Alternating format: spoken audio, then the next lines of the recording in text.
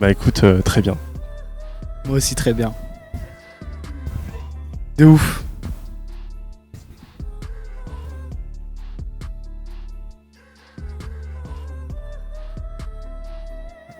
Ça me fait penser au sucre, un peu, à Lyon, parce que c'est un rooftop. Et parce que c'est cosy. Et parce qu'il y a des gens qui ont l'air sympas.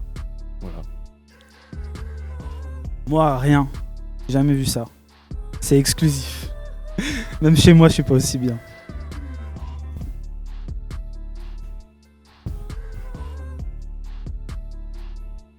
Donc moi, c'est Juicy Gates. Je viens de Grenoble. Je représente le collectif La Fièvre aussi.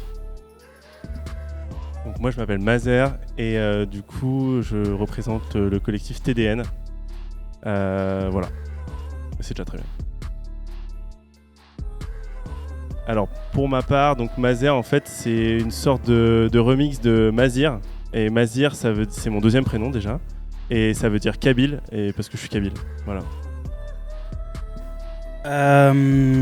Moi, Juicy, en fait, ça vient du basket. J'avais ce nom avant d'être DJ. Mes potes, ils m'appelaient comme ça par rapport au basket et à ma façon de jouer. Et donc, en fait, c'était mon pseudo Insta et j'ai vraiment pas choisi de nom de DJ. Ma première soirée, j'ai juste pris mon pseudo Insta et voilà.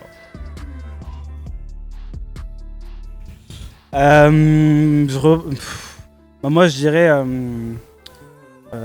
très hip-hop et afro-caribéen principalement. Après, je suis assez ouvert en fait, mais ça reste mes bases quand même. Mon style musical, alors ça a été super dur à définir, mais du coup là on est plutôt sur quelque chose d'un peu ghetto house, UK garage.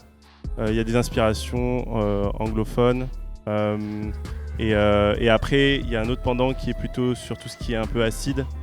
Je dirais que le point commun il est avec une grosse présence quand même mélodique et une vitesse assez élevée, tu vois.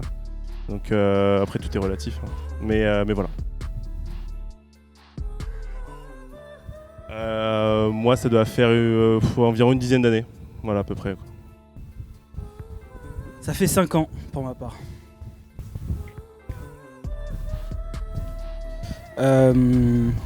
Déjà moi j'ai toujours été matrixé par la musique, mais le mix c'est venu vraiment par hasard. Par l'ennui, j'étais en région parisienne chez ma tante et pour le basket. Et j'avais une application de mix sur le téléphone, mais je pense que ça devait être franchement peut-être la 15e fois que je téléchargeais une application comme ça. Et en fait, je l'ai poncée. Et je me suis surpris à vraiment la poncer. Et du coup, quand je suis revenu sur Grenoble pour voir si c'était vraiment parce que je me faisais chier ou voir si vraiment j'avais envie de le faire, j'ai acheté un petit contrôleur Numark à 80 € pour tester. Et ce jour précis, je suis devenu un geek. Voilà. Alors en fait, moi c'est un peu particulier, c'est-à-dire que j'ai organisé des événements avant de mixer. On a lancé TDN en 2010, donc pendant à peu près, je dirais 4-5 ans, ou peut-être un peu moins, ouais, 3-4 ans, je mixais pas en fait, et j'étais un peu inspiré par les artistes qu'on recevait. Et au bout d'un moment, le virus, voilà, je l'ai chopé quoi. Et j'ai un petit peu comme Juicy Gates, j'ai pas mal poncé, moi pour ma part, Virtual DJ. Ouais, j'adore Virtual DJ, enfin, vraiment une passion élevée. Et ce qui est important, c'est de ne pas utiliser de souris, parce que vraiment, tu vois, les OG de Virtual DJ, ils utilisent le pad, c'est vraiment important. Et du coup, je me suis dit, bah vas-y, pourquoi pas tester autre chose. Et du coup, pareil, je me suis mis sur un petit contrôleur Hercules, ou Hercule, je sais pas comment on dit. On dit Hercules ou on dit Hercule? Ah, j'ai team Hercule et Hercules. Ouais, Hercule du coup? Hercules? Ouais. Je pense qu'on peut faire un débat d'ailleurs pour Hercule ou Hercules. Voilà, c'est comme le Wi-Fi ou la Wi-Fi, tu vois. Non, voilà, et après rapidement, ça a été sur CDJ. Et j'ai un petit peu touché le vinyle, mais voilà, donc ouais, CDJ et vinyle. Mais franchement, c'est une passion. Mais je pense que ce qui est important en fait, c'est surtout d'avoir la passion de la musique et de la recherche et d'avoir envie de partager certains trucs que tu trouves. Et déjà, si tu as cette logique-là, en fait, le fait de les mixer, ça arrive dans un second temps, la technique arrive dans un second temps, mais déjà, si tu as juste ce côté partage, tu te rends compte que c'est un peu la même chose que quand tu gères une émission de radio ou quand tu gères un disquaire. Et voilà, c'est cette logique-là que j'ai bien kiffé, et c'est aussi pour ça que j'ai fait un peu de radio à côté, quoi. En vrai, tu vois, la question, je la trouve super cool et j'aimerais trop dire ouais, carrément, parce que mon oncle. En vrai, non. C'est pas- En vrai, mon oncle, il aimait le foot et tout, ça a été transmis aussi. Mais je pense qu'on s'éloigne un peu du sujet. Bon, je sais pas si ça vous intéresse, la passion qu'a mon oncle pour le foot. Mais en tout cas, pour ce qui est de la musique, ça n'a pas été très présent. Voilà. Pour ma part, c'est un peu le cliché quand même. Si moi, mon daron était musicien, donc il était guitariste, bassiste, il a été DJ aussi. Du coup, j'ai un peu baigné dans la musique. Après, mon frère était bousillé de rap un peu plus tard. Moi, j'ai fait de la batterie. Mais ouais, du coup, c'était un peu présent quand même, surtout du côté de ma famille paternelle.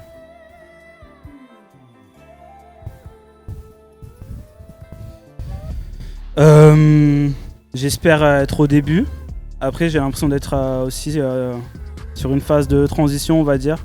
Entre, je pense que localement, maintenant, je fais mes traces, on va dire, mes marques. Et donc ça, c'est assez bien. Mais maintenant, là, je dis phase de transition dans le sens où l'étape d'après, ce serait de toucher d'être un peu plus national, bouger un peu plus et me faire connaître hors de la région. Moi, au niveau artistique, vraiment pour la partie artistique, je dirais que c'est assez récent que j'arrive à affiner, à définir en fait vraiment ce que j'ai envie de faire, et aussi faire des choix, dire non à certaines esthétiques. Quand j'ai commencé à mixer, je jouais de la world music, en fait, un peu afro, enfin des trucs qui n'ont rien à voir.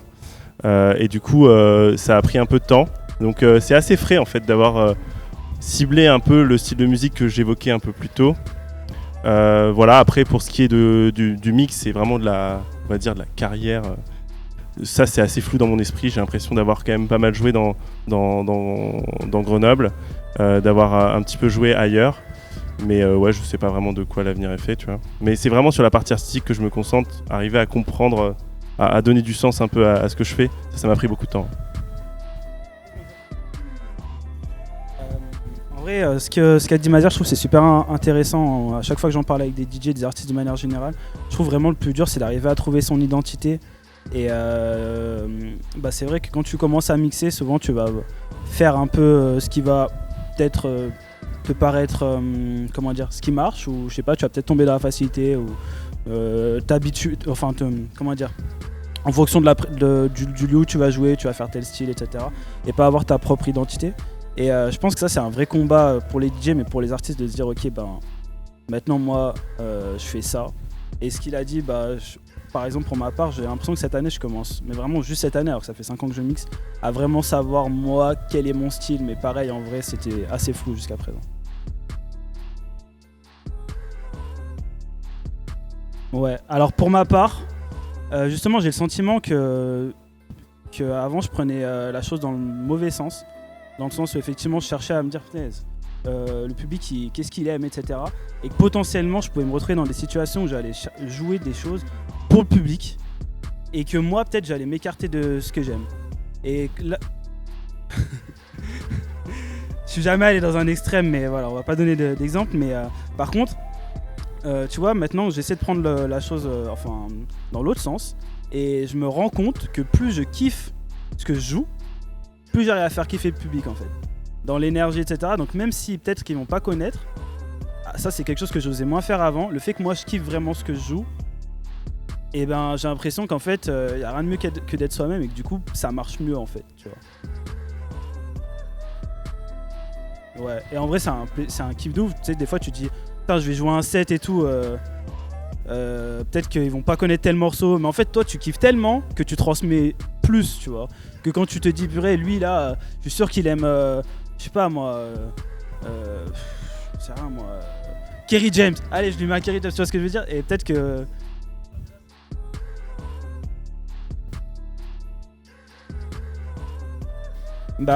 effectivement, faut vraiment prendre en considération le public, le cadre, le lieu où tu joues, même l'heure. Par exemple, je peux jouer à un certain endroit, en fonction de l'heure à laquelle je vais passer, je vais pas préparer mon set de la même manière. Et puis même quand je le prépare, j'essaie de garder quand même place à l'improvisation, tu vois, faut quand même regarder les réactions, etc. Mais maintenant que j'ai compris, enfin pour ma part en tout cas, j'ai j'ai intégré que ce qui marchait le mieux, c'est vraiment d'être moi et de me faire plaisir. En fonction du public, je vais dire comment je vais arriver à moi me faire plaisir au max avec ce public-là. Et donc adapter un peu, vu que moi en vrai j'aime pas qu'un seul style, je peux quand même avoir peut-être plusieurs identités et en fonction du public m'adapter aussi, mais tout en restant dans ce que je kiffe. Moi je pense que dans tous les cas en fait il faut déjà par essence jouer ce que t'aimes. Et en fait après en fonction du contexte effectivement, mais je pense que je vais redire un peu ce que t'as dit, hein, mais c'est sûr que tu dois... Moi en tout cas ça a été un peu le sujet là récemment, c'est d'arriver à définir un panel assez quand même large mais dans quelque chose d'assez lisible pour pouvoir m'adapter un petit peu mais en gardant mon identité quoi. Donc en fait c'est un peu comme une recette, enfin un consensus, un peu faut doser quoi. Après parfois t'es face à un public où tu pourras aller où tu veux dans ton univers, ça collera pas. Moi ça m'est arrivé dans certains lieux où clairement fallait vraiment que ça tape. Et je pense qu'à certains moments, j'ai été prêt à jouer des choses beaucoup plus dures que peut-être de l'art techno ou des choses comme ça que je ferai pas maintenant parce que je pense qu'à un moment donné, il faut respecter aussi ce qu'on a envie de définir, de défendre plutôt. Voilà, donc faut trouver un juste milieu. Je pense qu'à un moment donné, si on est derrière des platines et qu'on s'occupe, enfin on a le privilège entre guillemets de choisir la musique pour tout le monde. Et on a cette responsabilité aussi de pas gâcher la soirée, tu vois, même si moi ce que j'aime c'est par exemple les trucs expérimentaux à 100 BPM, tu vois, avec des bruits de vaisselle dedans, tu vois, ça va pas ambiancer les gens. Il faut trouver ce juste milieu et je pense que tout le talent d'un DJ, et je pense que en tout cas pour ma part j'en suis vraiment qu'au tout début, mais c'est d'arriver à intégrer ton univers dans un truc qui va quand même faire réagir les gens quoi. Pour ma part en tout cas il y en a beaucoup. Après qui m'ont inspiré, moi il y a une DJ qui s'appelle Elena Hoff, qui est l'une des artistes que je respecte le plus, tant dans la construction que sa technique sur vinyle. Moi je trouve que c'est impressionnant. Si on l'a invité 2 fois, ouais. Une fois à l'Ampérage et une fois à Ultra Virage cette année. Sûrement pas, ce sera pas la dernière fois, hein. Enfin je veux dire clairement voilà. Et sinon, oui, beaucoup, il y a la directrice d'Ampérage, Laurence Tadjine, parce que voilà, je pense qu'à un moment donné, avec TDN, et même moi dans mon projet, en fait, quand on a rencontré l'Ampérage, ça a été une révélation pour nous et ça nous a permis de nous émanciper, etc. Et puis après mes parents, en fait, hein, comme tout le monde, quoi. Parce que, enfin, comme tout le monde, peut-être pas d'ailleurs, mais en tout cas pour ma part mes parents parce que ils m'ont aidé en fait à croire en un projet en investissement dans la musique quoi. Donc voilà. Très important mon oncle aussi qui m'a transmis la passion du foot, voilà, et qui chante très mal. La première personne que je vais citer, les 2 premières personnes que je vais citer sont DJ KG et DJ Romnit. C'est les premiers DJ que j'ai rencontrés et qui m'ont un peu aidé, qui m'ont montré un peu des trucs. Au début j'apprenais vraiment par moi-même sur YouTube, etc. Donc vraiment eux c'est les premières personnes qui m'ont tendu la main, qui m'ont montré certaines choses, et c'est aussi eux qui m'ont ouvert les portes du bar de la Baie Électrique.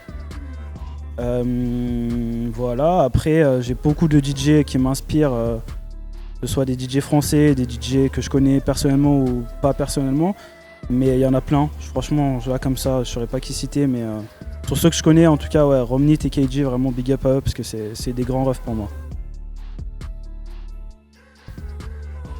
Waouh! Moi, je choisirais DJ Puffy. Ouais. DJ Puffy, un DJ barbadien, super chaud, avec une énergie de fou. Et notamment pour son énergie, je pense que partager des platines avec lui, même si je suis loin d'avoir son niveau, ce serait trop cool. Un jour, il viendra à la fièvre, Inch'Allah. Alors moi, c'est un guilty pleasure, si tu veux. Parce qu'en fait, ça en revient à comment j'ai découvert la musique électronique. Je tease pas une question, j'espère qu'il arrivera après. Mais tant pis sinon. Mais non, mais en gros, je jouais à un jeu vidéo qui s'appelait Top Spin, c'était un jeu de tennis. Et en fait, il y avait un son de Calvin Harris à l'ancienne qu'en fait, je kiffais de ouf. Et c'est pas ce que Calvin Harris fait maintenant, tu vois. Et je crois que rien que pour pour la barre un peu. Ce serait, je crois, un B2B avec Calvin Harris en fait. Mais ce serait, tu vois, pour le coup, c'est pas très politiquement correct, on va dire, de dire quand tu fais de la musique underground, j'aimerais bien faire un B2B avec Calvin Harris. Mais en vrai, ça me ferait trop marrer, genre. Ça me ferait trop marrer, donc je m'en fous, tu vois. Et sinon, pour un truc un peu plus sans lien avec ma DA actuelle,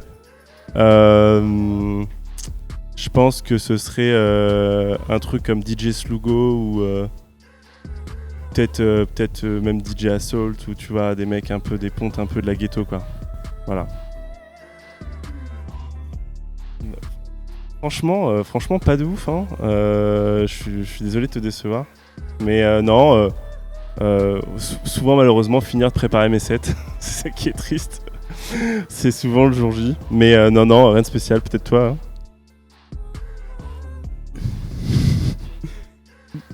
Une petite tasse de thé. Mais non, franchement, les journées où il y a des sets, franchement, pas de rituel particulier. Hein.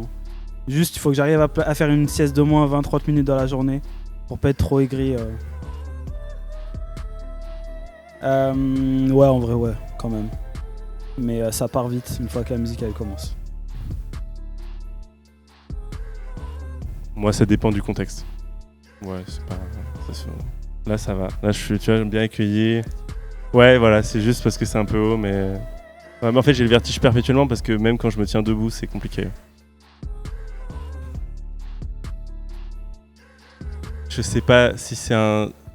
Bah, tu vois, c'est peut-être pas une bonne réponse, mais c'est pas forcément moi qui mixais, mais c'est quelque chose que j'ai vécu. J'étais là, tu vois. C'était un événement que j'organisais. Qui était au magasin, le Centre d'Art Contemporain, il y a quelques temps, c'était en octobre 2023. Et oui, une voisine qui a pas dû kiffer, quoi, et qui a traversé en fait le magasin et qui a débranché l'électricité directement sur la table de la DJ, en l'occurrence UR Trax. Et ouais, il était 21h01 et du coup, bah, on a pas redémarré quoi. Et je pense que c'était la fin de soirée la plus épique que j'ai vécue. Moi, depuis que j'ai changé d'ordi, ça va mieux déjà. Mais en vrai, la coupure de musique, hein, classique. Hein. Après, là, moi, je mixe sur PC, enfin sur Mac.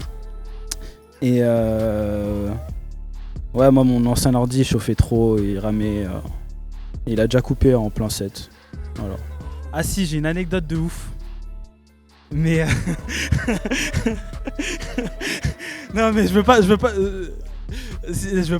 pas trop la vendre non plus parce que c'est peut-être pas si ouf que ça mais parce que c'est venu comme ça. Un jour je mixais au Black Lilith, c'était les débuts de La Fièvre et il y a un mec en début de soirée il me dit gros joue Dior de Pop Smoke et genre c'était un peu un warm-up quand même tu vois et Dior de Pop Smoke pour ceux qui connaissent pas c'est de la drill. C'est genre peak time quand même. Surtout il y a. Ouais, en vrai c'était pas si vieux que ça. Et bref, je lui dis franchement gros non. Il me dit je te donne 250€ pour le jouer maintenant. Je lui dis franchement, je voulais tellement pas niquer la montée en régime on va dire de la soirée que je lui ai dit reviens plus tard. Et mon ami qui mixait avec moi ce jour-là, DJ JV, big up à lui, un DJ de Lyon. Je lui en ai pas parlé, enfin j'ai pas pensé. Et lui il l'a mise comme ça. Et du coup, bah voilà, juste. Non, il l'a mise comme ça gratuitement en fait, voilà. Mais franchement, du coup. Ouais. Franchement, on peut dire, ouais, Juicy c'est bien, t'as pensé à la soirée et tout. Franchement, après, j'ai regretté quand même un petit peu. Je me suis dit, bon, 1 minute de bordel, c'est pas grave, tu vois.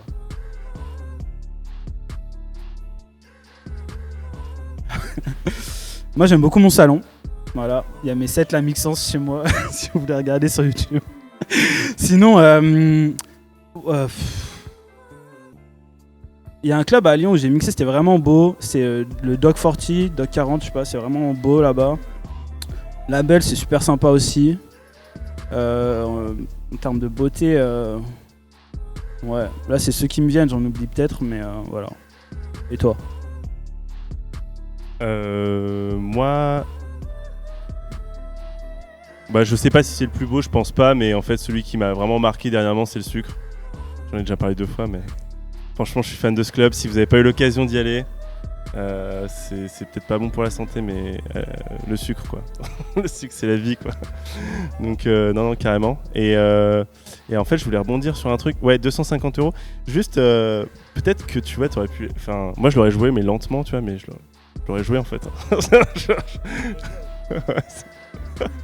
T'en parles 3 ans plus tard, 2 ans plus tard, tu vois. Bon, du coup, ouais, pour le lieu que je préfère. Non, je rigole. Non, mais ouais, franchement, non, après, sinon, je pense que il y a, ouais, la Belle Électrique, c'est quand même quelque chose. Enfin, faut parler de Grenoble, tu vois. Il y a quand même un lieu qui est magnifique, un système son incroyable, et c'est un lieu dont on peut, je pense, être fier. Donc, non, c'est, ouais, la Belle Électrique, c'est quand même un beau lieu dans lequel moi j'ai pu jouer.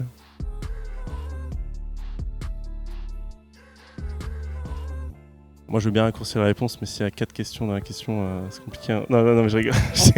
Je la gère très bien. La relation avec les gens.